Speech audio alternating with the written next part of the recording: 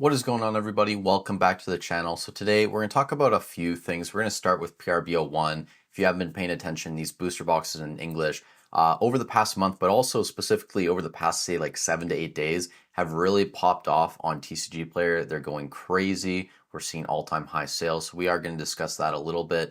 We're also going to discuss the Dawn situation. I'm sure you've already seen some creators make videos about the new TCG ruling where you can use any language Dawn now in your deck. It doesn't have to be your language. And I saw some people giving some pretty weird investing advice about these alternate language cards, and I just want to give my opinion. And then we'll touch on Romance Dawn towards the end of the video just because that is doing some interesting things as well. Also, if you guys hear some clicking like this, I'm using my mouse today. I normally use my trackpad, but trackpad is not working, so you might hear a few clicks as I'm jumping around tabs. But to start off with PRB01, this set's going crazy. We're up to an all-time high on TCG Player, $329 for a booster box. And if you come in here and look at actual sales, the most recent ones, $370, $367, and that was from today and yesterday. The day before that, we saw sales at $350. And then if you keep going back throughout the week, we even saw sales as high as $380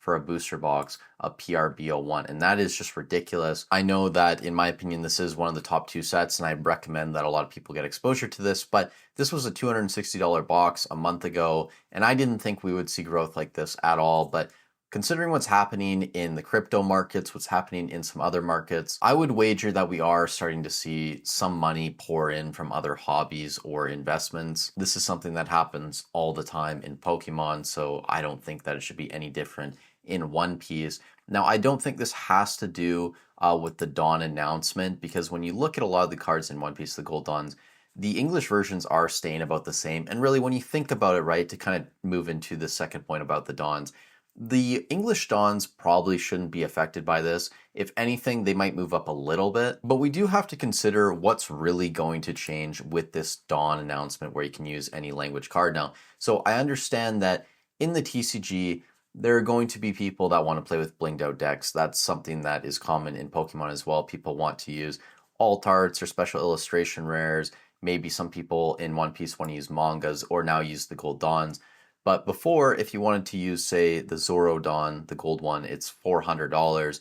And I heard someone say, like, if you needed 10 of those, that's like $4,000, right? So the Japanese version of this card, I did go look it up. Most recent sales over the past couple days, you can see here, $194. A best offer below 155, 159. A lot of cards around $160.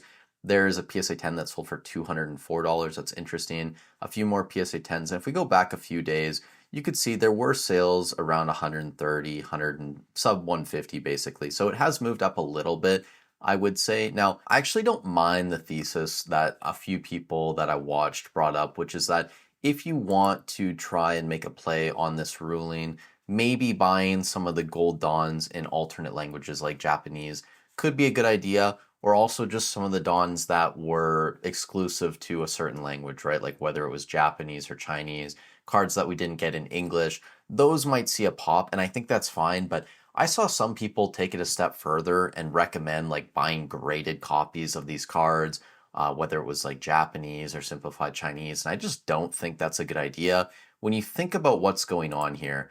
Because in the TCG, and you guys can correct me if I'm wrong, but it's like this in Pokemon, you can't play with graded cards. You can only play with your raw cards. You have to sleeve them up. That's in the rule book. I'm pretty sure it's the same way in One Piece, but I could be wrong. So correct me if you can play with graded cards. But I'm going to assume for this video, you can't. And when you look at this ruling, really the only thing that's going to change is the amount of potential players that want to use those alternate language cards in their deck. No more collectors are going to be interested in these cards because of this rule change, right? So buying graded copies of the card doesn't really make sense, especially in One Piece where there isn't a huge premium on graded cards, if that makes sense, since the gem rate for a lot of these is super high. If you want to make a play on the raw cards because you assume that they're going to see an increase, that's fine. But again, like my whole philosophy when it comes to investing in TCGs is to try and make your risk level as low as possible. And that's why I invest in sealed product over cards. I think that you can make a lot of money investing in top cards, especially like manga cards, Gold Dawns, Personally, when I look at PRBO1, I wouldn't recommend any of the mangas to people. The Gold Dawns are way more interesting to me, outside of maybe the Nami, because the Nami is the manga of this set. Everything else is a reprinted manga. I think the Nami is fine. The Gold Dawns are good. If you want to go for the other mangas, though, I would just recommend buying the original ones. Like if it's this Gear 5 Luffy, go for the one from '05, the Zoro, buy the one from Wings of the Captain, etc. I think those are going to do better long term. But the Gold Dawns, yeah, I mean, those could be a decent investment. But the point I'm trying to get to is that the sealed investments are going to be less volatile. You're not going to see huge, crazy spikes in price. The cards, you're going to have more volatility. But moving to a secondary language, right? Like whether you're buying Japanese cards, simplified Chinese, in Pokemon, people go to like Korean now in, certain items, whether they're buying like the Evolving Skies Korean or the 151, etc.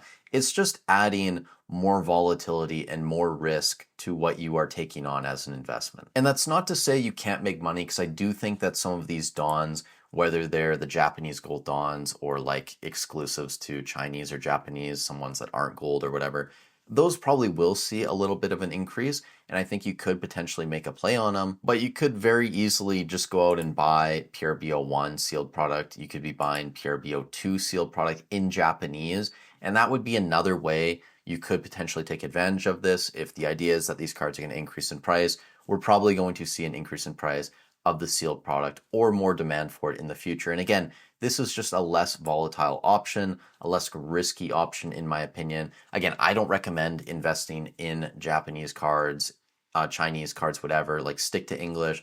That's where the majority of the market is and where it's going to be in the future. That's just the reality, right? When you see how many people speak English in the world, what is it, 1.3 billion? When you look at Japanese, there's 120 million people in Japan, secondary language speakers, maybe you're up to 200 million, 250 million, whatever it is. The unfortunate reality for some people is that English just is the preferred language when it comes to investing in TCGs at this point. So I would recommend just sticking to English. I wouldn't recommend trying to make a play on this, but if you guys feel confident, definitely feel free to go for it. Buy some of these alternate language dawns. I'm sure there's going to be some winners and some people are going to make a little bit of money off of it, but it's just not something that I would recommend most people do. Now, the one thing I did want to say about PRBO1, because I kind of forgot to bring this up when we were talking about the booster box price going up, is I don't think people realize how deep PRBO1 is. And honestly, we haven't really done a super deep dive into the set in a long time. I think most people know you have all the manga cards in here, you have the gold dawns, and that's basically the entire first page. Cards are almost all over $100, except for one down here at 92. But when you go to the second page, still tons of expensive cards. Lots of these are gold dawns, but you also have a lot of alt arts. I'm sure some of these are playable. Hody Jones, you have the Reiju, you have the Sanji alt as well. You have Yamato, one-legged toy soldier, and it goes on, right? Like, even going into the third page, even at the bottom of the second one, like, you have a couple Luffy cards in here, but going into the third page, you still have cards that are all over $15. And some of these aren't terrible artworks either, and some of the waifu ones, especially like the Reiju, Boa Hancock, Nami, like, some of these could be worth more in the future. And they're also just cards that add a level of depth, right? Like, when we look at a sealed product to invest in, obviously you want there to be very expensive top chases. That is kind of like the recipe for success. If you don't have that, you're probably not going to have a box that performs in like the S tier, A tier categories. But outside of that, what you want to see is good supporting cards and depth, right? Because if you only have a couple top hits, sure, that's going to be attractive to some people. But when you have another like 20 to 30, maybe even 40 cards that have value, that's just something that adds gasoline to the fire, if that makes sense. And this is 3 pages deep. There's 24 cards on a page. So that's 72 cards over $15. If you go to the fourth page, you can see all the cards are still over $10. So that's 96 cards over $10 in a set, which is unheard of. Like, I've never seen anything like that. PRBO1, if you did do the total set value and not just like the top 20 or 30, it definitely pulls away from any other set in One Piece so far. Now, the final thing I wanted to touch on this video, we're going to do it very quickly because we will look at these Thursday when we do an entire sealed update and we look at secondary market data. But Romance Dawn, the blue bottoms are continuing to pop off and they're kind of going crazy on TCG Player. We're up to 1530 on the site, but you can see the most recent sales Two today, two boxes sold today, $1,900 and $1,850. A couple days ago, we had one sell at $1,950, another one at $2,000 on August 1st, and even before that, going into July, $1,700, $1,900. So for all intents and purposes, this is probably like an $1,800, $1,900 box on the platform at this point. Sure, we've talked about this multiple times. You can still find it cheaper in Europe. Even if you're on like Facebook marketplace groups, you can probably find it cheaper than 1900 USD. But these boxes are continuing to climb and they're kind of going parabolic at this point. And I'm not saying this is going to last, but it kind of does feed into what I've talked about before, which is that when other markets like the crypto market are doing very well, we do tend to see people take profits from those markets and put it into things like Pokemon, One Piece. These other TCGs tend to do well when the crypto market is doing well. So I would not be surprised if people are moving a bit of money from that into One Piece, into Pokemon, and really prioritizing these top sets like the Blue Bottom Romance Dawn, like your PRBO1. I'm sure we'll see a little bit of a spike on O9 eventually as well. But that's all I really wanted to talk about in this video. We will bring these up again on Thursday when I do the update in the spreadsheet. If you guys are in there, you guys let me know in the comments down below what you think. Are you planning to make a play based on the new Dawn ruling? Are you going to buy some Japanese or Chinese Dawn cards, whether it's the gold ones or exclusives? Let me know. If you are shopping on eBay TCG Player Hobbiesville, I have affiliate links down below. They're free and easy to use. I get a small kickback, so it's a great way to support the channel. With all that said, thank you so much for watching the video. Stay safe wherever you are in the world, and I'll catch you in the next one.